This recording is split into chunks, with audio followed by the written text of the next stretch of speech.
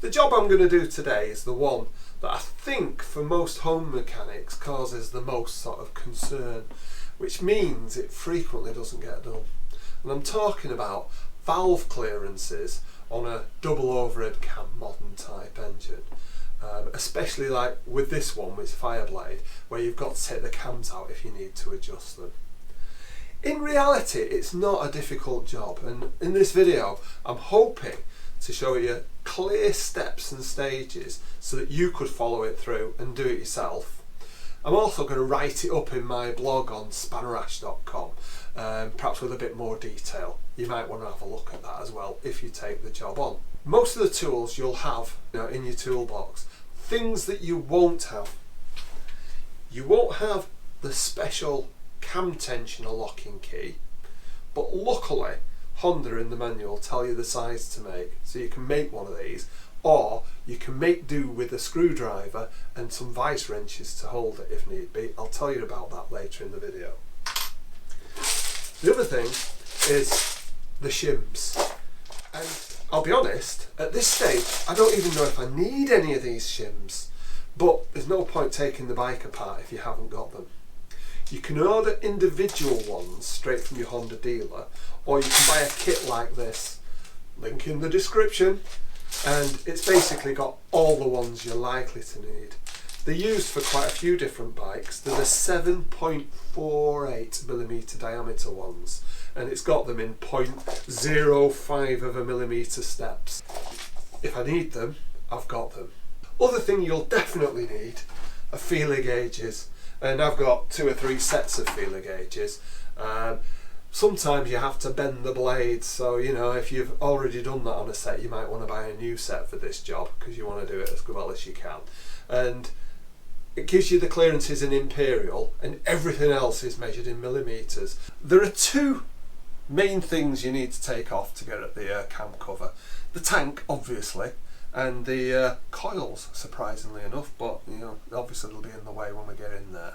To get the tank off, it's 2 bolts at the front, 1 at the back. Undo the tap, otherwise you rip it off when you're trying to take it off this bike, and then pull off the fuel line. I've already got this bike fairly stripped down for other things as well, but trust me, we only need the tank really and the coils. We don't need to worry about the fairing and everything.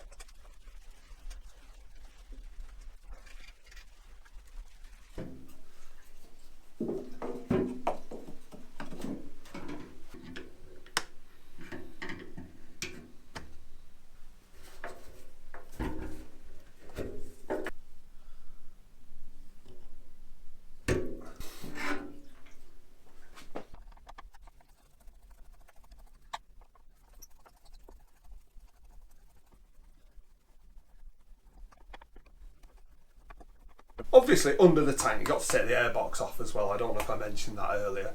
I've undone the 4 clamps to the actual throttle bodies, and then there's 2 bolts that you need to undo, and it should just wiggle off.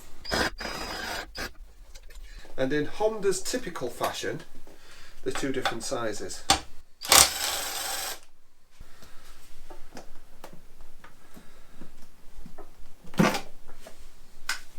That's the airbox off, so nothing gets inside. I'm going to just pop some towels into the throttle bodies. Now the next thing I'm going to do is take off the coils. These are 10mm, so they should come off fairly quickly. I just need to pull them off the plugs and get them out of the way.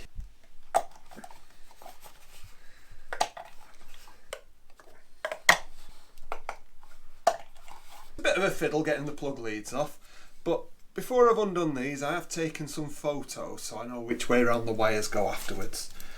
It's just a case of unplug the coil, wiggle the wires out, might take a bit of doing. God, they must have some nimble fingers, the people who put these together.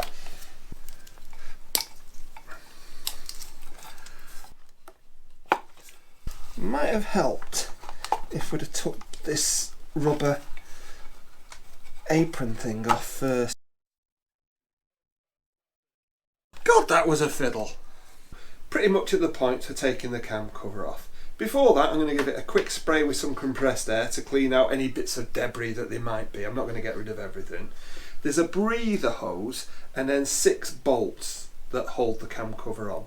Now I also think that once I've done that, I've got to undo the sides of the radiator and slide it forward to give me enough room to get it out. But we'll see when we get to it. So let's give it a clean, take the pipe off, take the bolts out.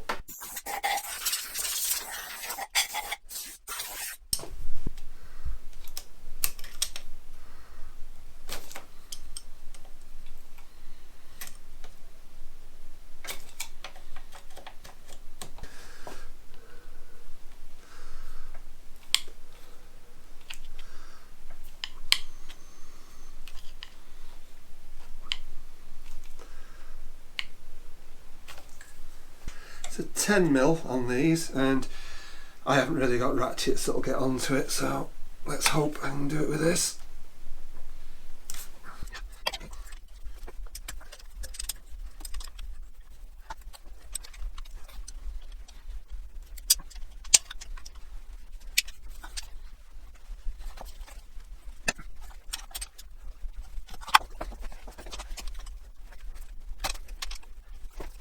I've loosened off the cam cover bolts. I've taken off the hose.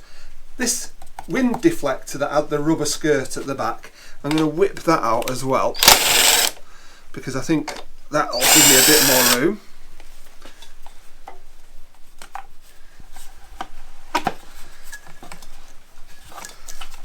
He says, hopefully. The next thing is to drop the radiator forward. It's hooked on one side and it's got a 10mm bolt on this side. So let's just do that, because I think that might just give me enough room to get out of there.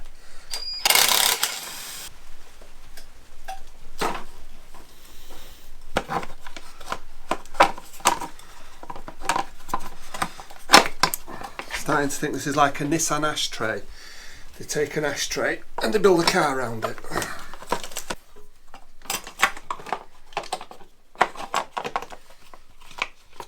I'm just going to undo some wires to get them out of the way. I've always found if you can give yourself as much room as possible, it's easier to do jobs. I don't know why these fasteners on wires, every single one seems different. That's a little twiddly bit there, I'll put that over here. And then the one on the radiator, and I do recommend you take pictures before you undo anything to remind yourself where it goes.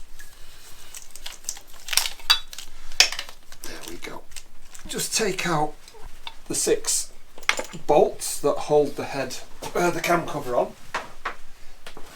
I will put them back in exactly the same place they've come out of. Probably doesn't matter with these, but it's just a really good habit to get into.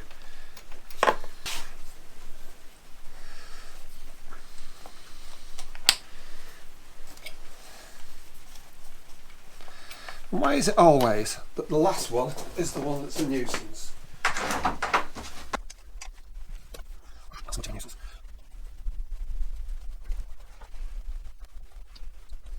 It is firmly on, probably with some sealant and everything else. So let's just see if we can persuade it to let go. Oh, there we go.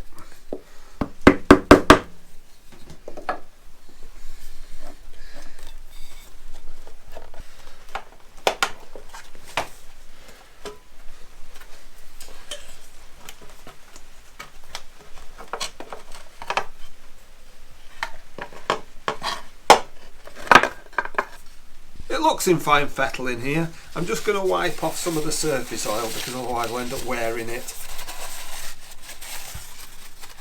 Then I'll need to get the spark plugs out, and there's a plug on the side of the crankshaft so that you can turn the engine over and get it to the right timing.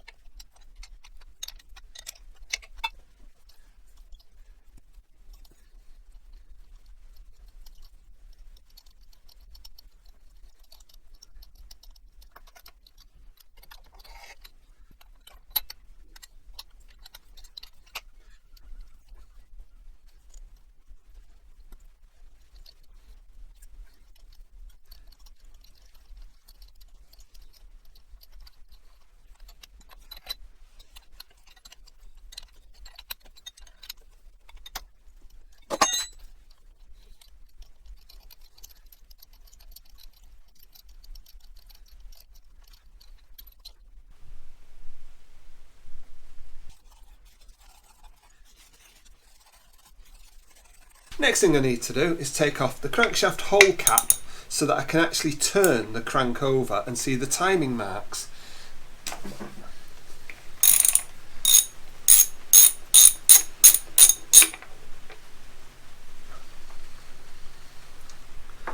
And it looks all like it's supposed to.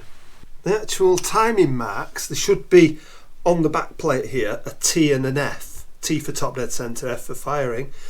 There aren't any whatsoever. Oh, that is a surprise. It's not what it says in the workshop manual. Well, that was a bit of a surprise, it not having the timing marks on. I've done a bit of research now, and it isn't uncommon.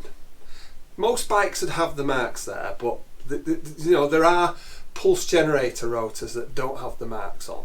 Whether that was from Honda or whether it's been replaced at some point in the past, I'm really not sure. What I have done though is using a rod down the spark plug hole. I found where top dead centre is. To find top dead centre, I've put a rod down inside the bore through the spark plug hole, turn the engine over, and when it gets to the very top, just before it starts going down again, is top dead centre. So I've sorted that out. You can do it a couple of times to reassure yourself you're in the right place. And I've made sure that the cam looks to be timed correctly to the crankshaft. Now the bike was running fantastically well, so I'm pretty confident that was okay. On the camshaft sprocket, there's actually a mark that says in for inlet and a mark for X for exhaust, which are at 180 degrees apart.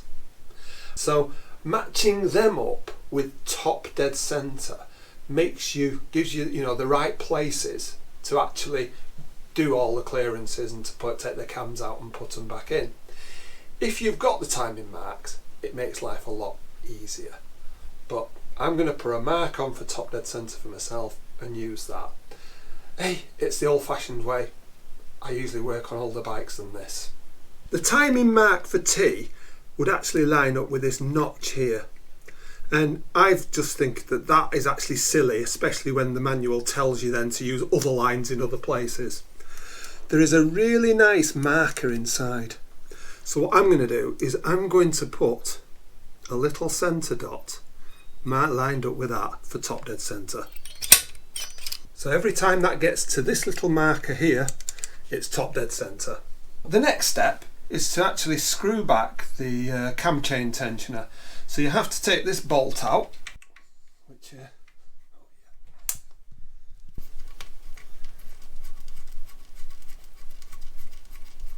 which is longer than you expect. This is the tool I've made to the measurements that are in the workshop manual, made it out of some 1mm steel.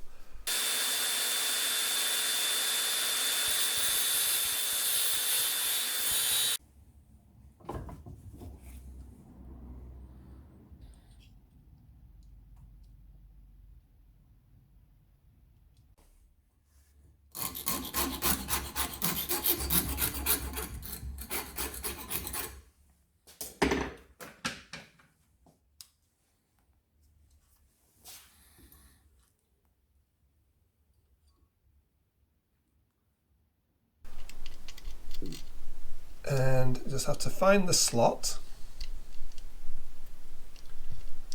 and now you go clockwise, although the pictures in the workshop manual seem to imply you're going the other way, and you keep going until you feel it's all the way backed off, and then you push it down. In fact, I don't think it needs to go all the way, and it holds it in place. If you can't, or you don't make one of these, you can put a screwdriver in and then put a wrench on it, put a vice grips on it so that it'll hold it in place. But hey, I made the tool.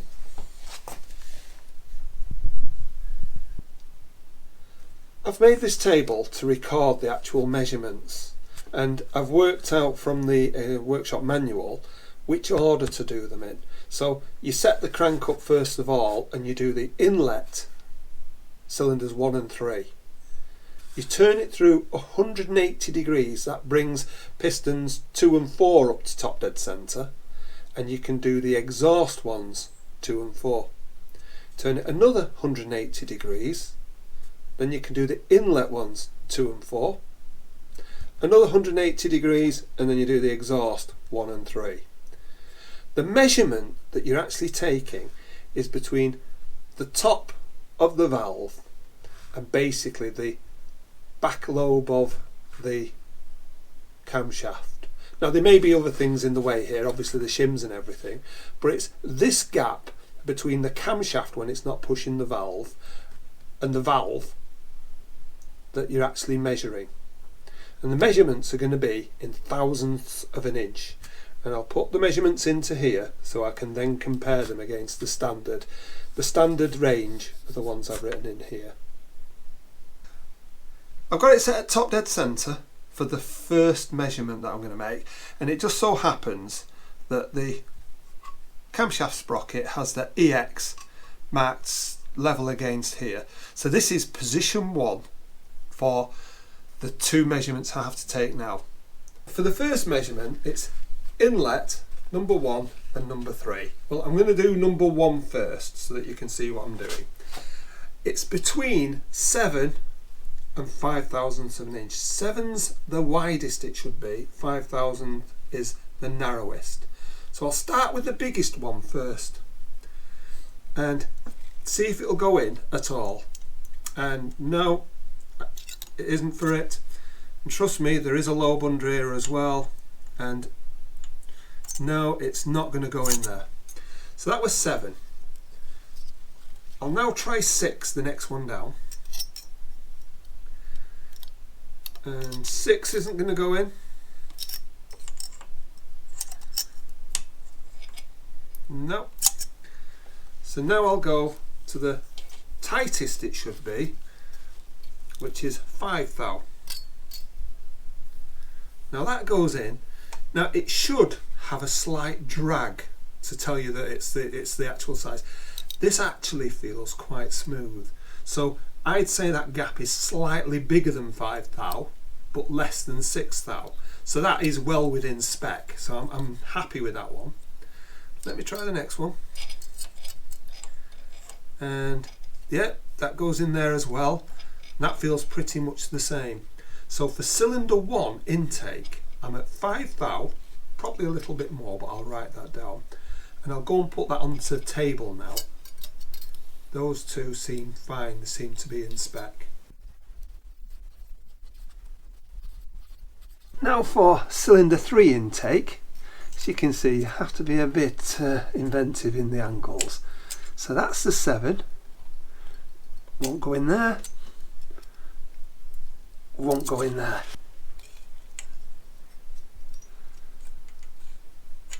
Oops. Now 6 will go in. It's a little bit, you know, draggy, but it definitely will go in. And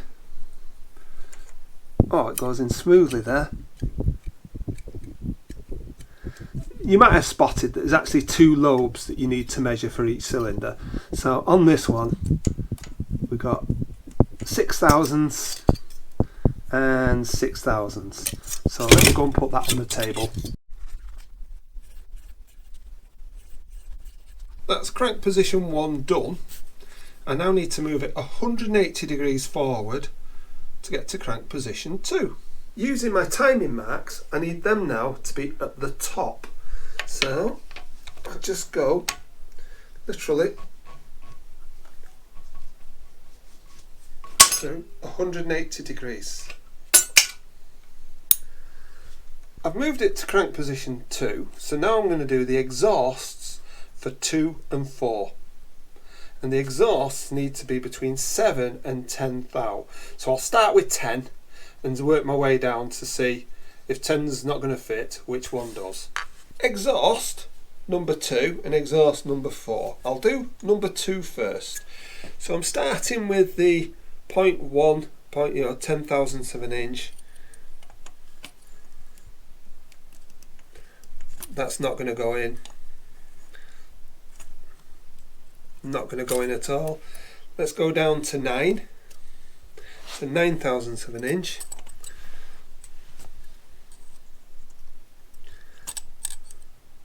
No, that's not going in. That's not going in. Let's go down to 8.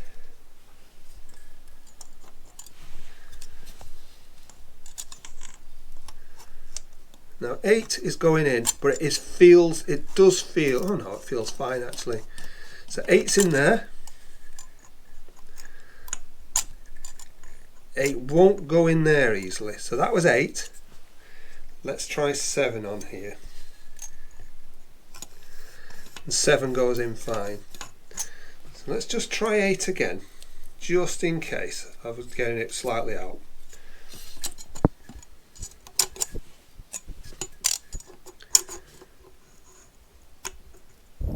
Now 8's not for going into that one, but 8 goes into that one fine. So we've got 8th thou and 7th thou. I'll go and put it onto the sheet.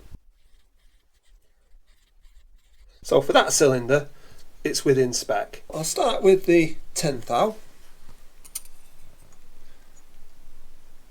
No, that's not going into there. And it's not going into there. Let's go down to 9.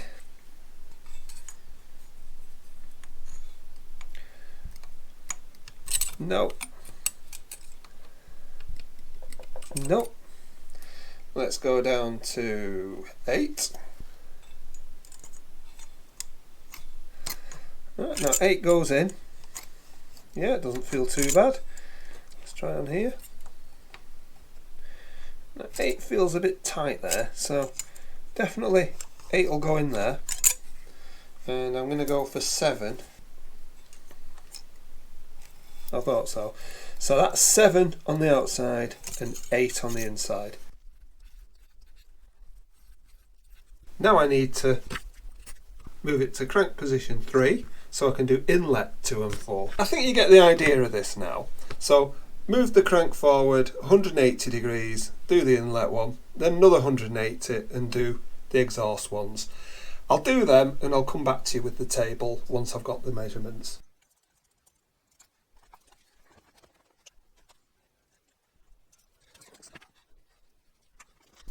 I've done all of the measurements now in thousandths of an inch, and as you can see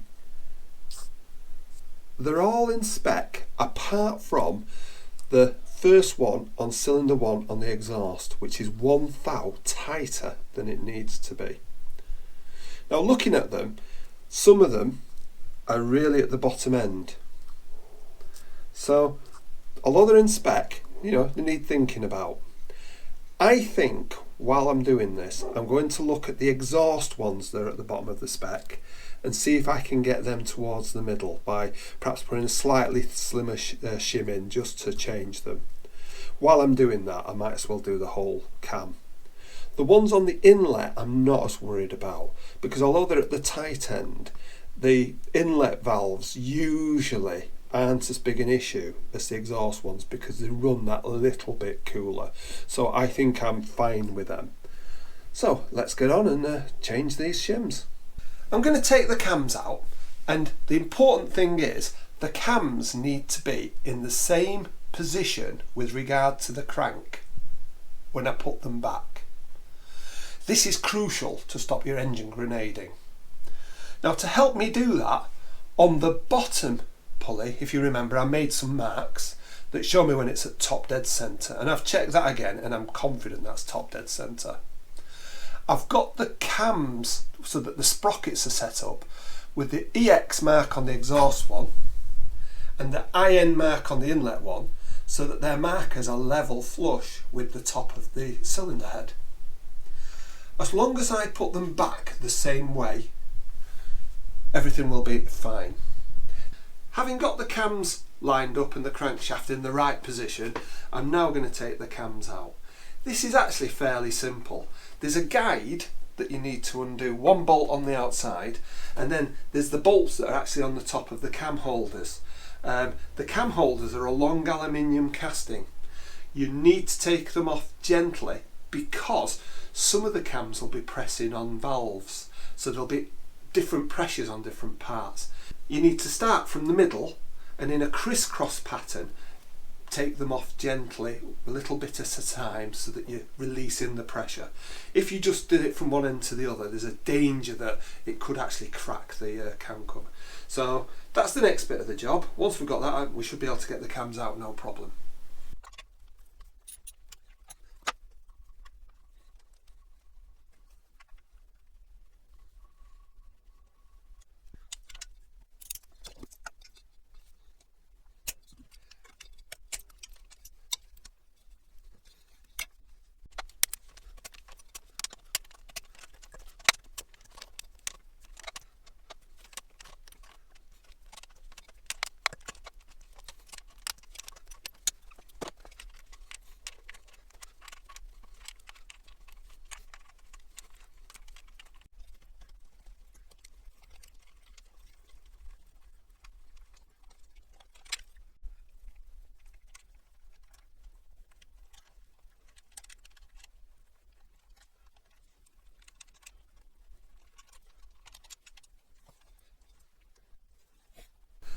Started the job undoing the cam carriers, and I noticed that the cam chain wasn't quite as loose as I expected.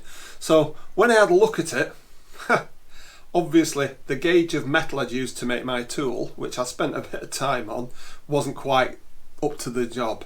So if you're making one, make it out of something thicker. Yeah, it says 1mm, and I'm sure this is 1mm.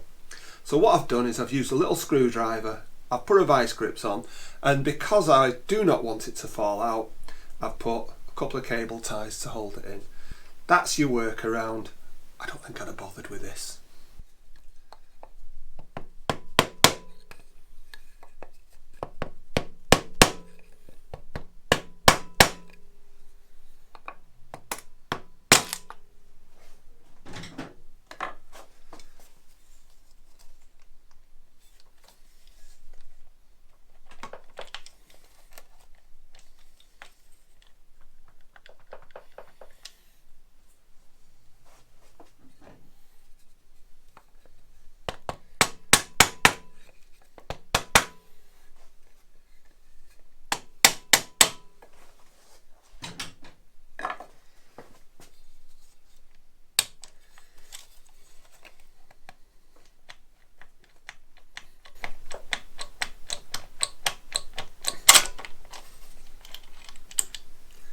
That was a little bit stiffer than I expected.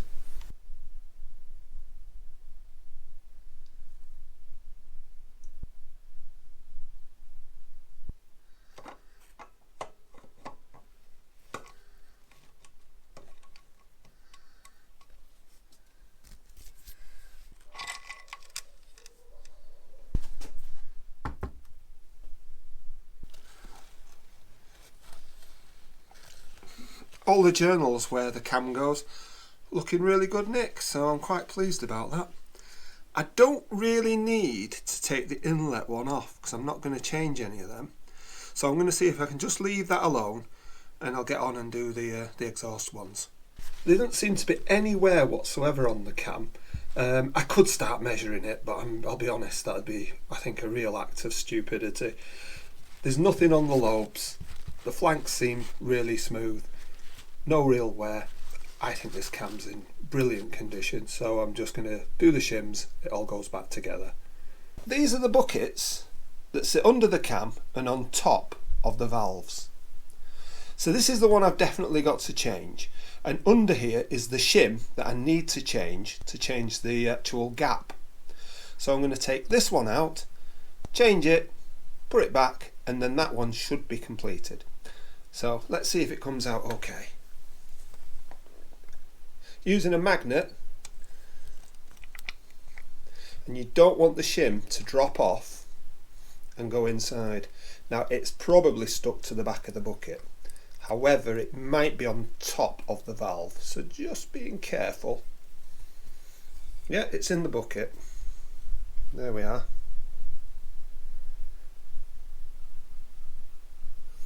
And if you look here,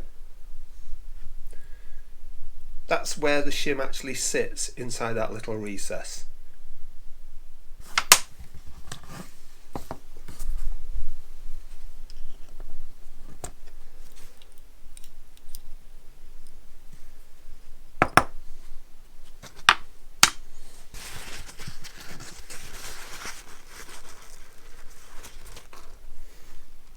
And interestingly, this has got, I think, 212 on it.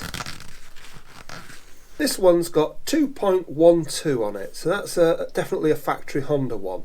It's 2.12, 5mm thick. Every thou is about 0.025 of a millimetre, so this is a size that it tends not to come in the kits that you buy online. They come in 2 thou increments, 0.05 increments. No worries, I'll get this one measured. We'll decide which is the appropriate one to put in and swap them over.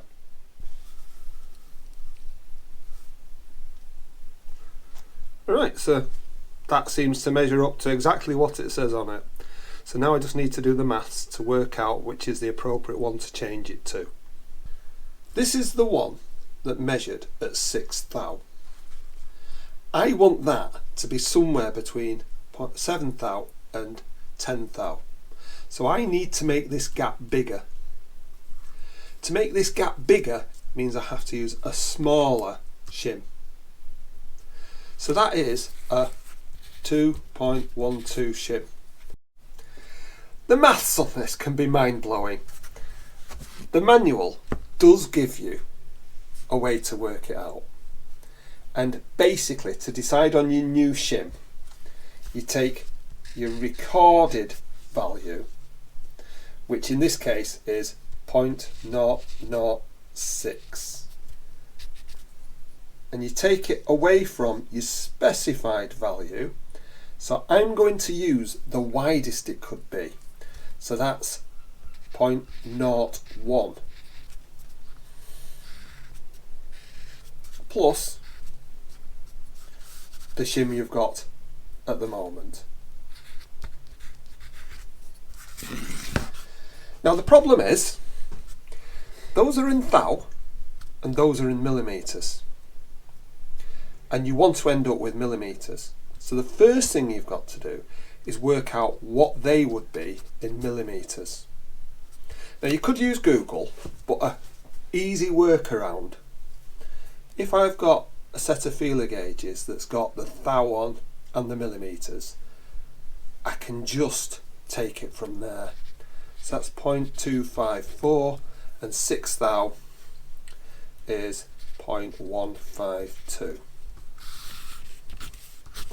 So I've ended up with that plus the old shit. So now what I need to do is take that away from that. Using the power of Google, because I couldn't do this in my head, I've ended up with minus 0.102. And I've got to add that to the 2.12. So that's where I'm at now. When I do that, I end up with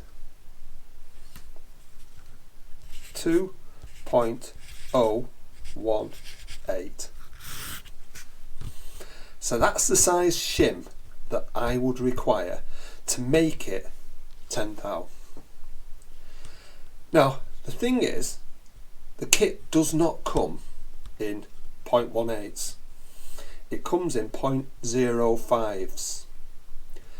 If I choose a smaller shim than that, it will actually make the gap too big. So I need to choose the next shim size up, which in my kit would be a 2.05. By doing that, it means that my gap is actually going to be slightly smaller than 0.01. Roughly, it's actually going to end up as 9 thou, which is great for that range.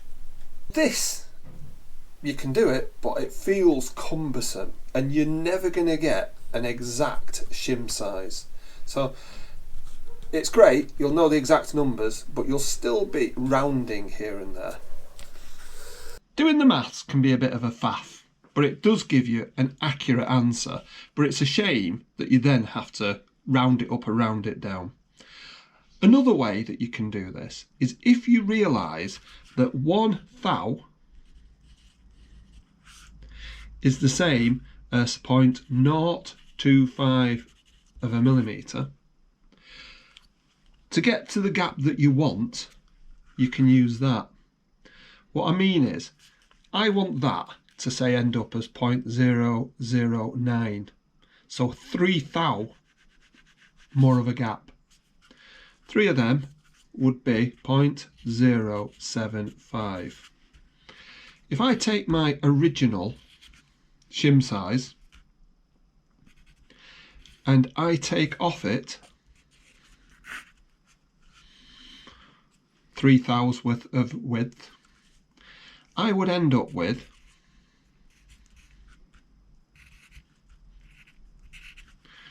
2.045.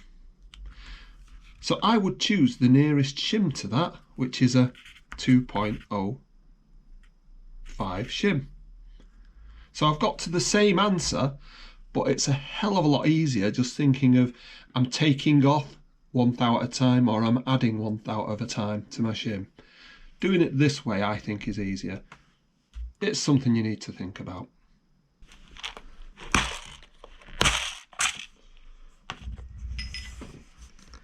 So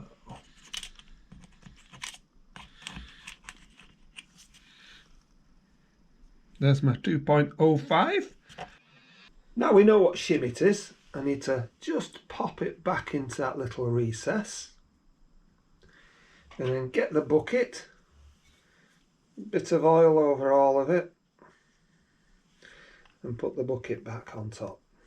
I've put a bit of oil on everything, and it's important you don't swap the buckets around, that they go back where they came from, because they will have worn in. Right, the next one that needs adjusting is the one next to it. So let's pull that out, being careful not to lose anything inside. Now this time the shim has actually stayed in. Let me use the magnet.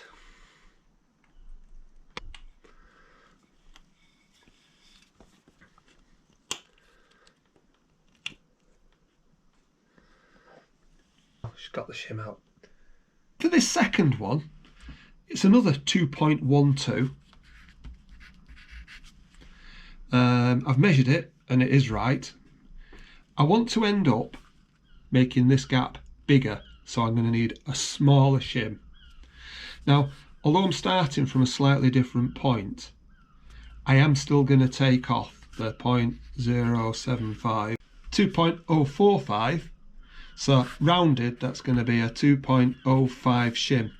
Same size as the other one, so I'm going to end up where this one is possibly 1/10 of an inch bigger than that one. So this will be at 10 thou, this one will be at 9 thou. You're never going to get them 100% spot on. You've got to get them to within the range, and that'll work great. And again, working at the top end of the range. That's 2 of them sorted now. I've got another 2 to do on the exhaust camshaft, so I'll just get on with them. After that, I'll be putting the cam back in and putting the cam cover back in. So I won't bother boring you with the working out what shim size is for the next couple. I've changed the shims on all the ones I wanted to now.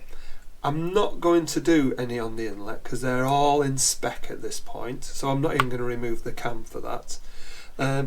Things that are of interest is where the numbers are pretty much wore off on the on one of the shims. Measured it and I worked from my measurement, and they all measure up where they have got numbers on exactly right, so I'm quite happy with that. I should end up with this one at the top of the spec, that one at the top of the spec, same with that one, and that one should be just inside at 0.09. Interestingly, the year after this model with the same engine, Honda increased the spec on this to 0.09 to 0.11. Didn't seem to be any other changes, so having these at the top seems reasonable. They didn't make any change with the inlet though, so I'm still happy with them. Having sorted all the shims out on the exhaust, I'm now going to put the exhaust camshaft back in, make sure that the cam timing is right, and then I'll torque down the cam holder and put the guide back on. Turn the engine over a few times and then I'll check the clearances again. Hopefully this should go fairly smooth.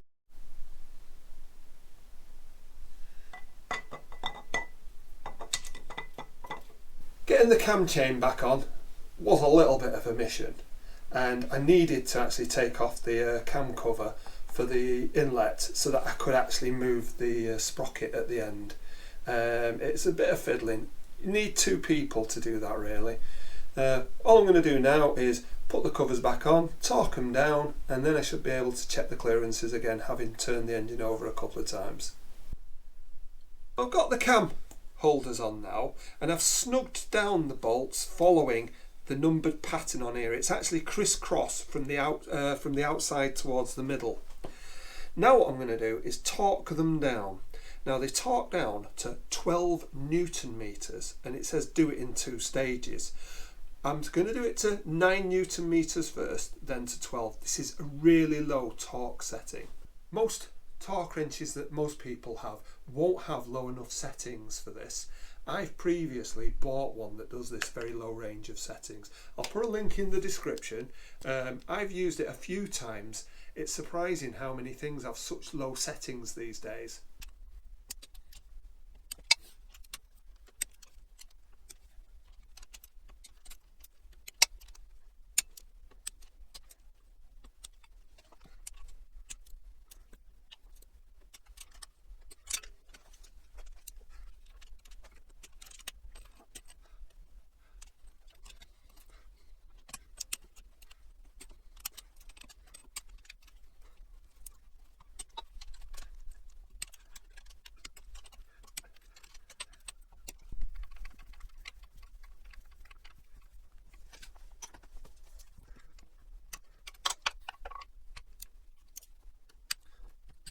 And let's remove my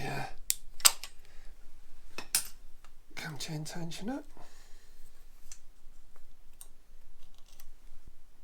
Torqued down the cam covers, taken out the cam chain tensioner. Everything should be good to go now. The markings on the cam sprockets line up. They never look in exactly the same place, so you always get stressed at this point. The thing I'm going to do now is I'm going to turn the engine over using the end of the crankshaft and the socket.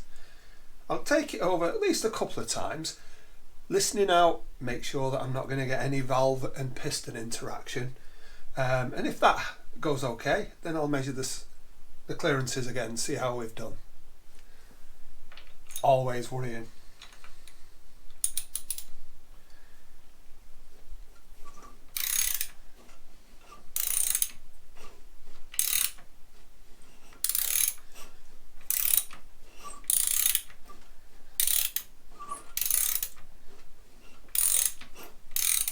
You need to do at least 2 full revolutions, and it's sounding really good to me.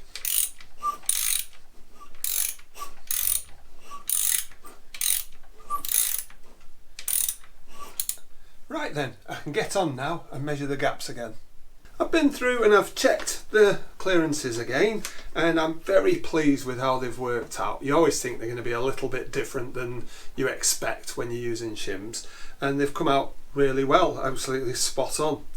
All I need to do now is put the top cover on, get it all back together. Now the final thing with this job really is to balance the carbs, but I'm not doing that today because I've got a lot of other things I'm going to do with this bike. So I'm going to stop here. Yeah, I've done the job, you've seen the calculations. I write it up in quite a lot of detail on spanrash.com. You might want to have a look at that if you're going to do this. But thanks very much for watching. If you like this kind of thing, why not subscribe? Give us a thumbs up if you're that way out as well. Thank you very much.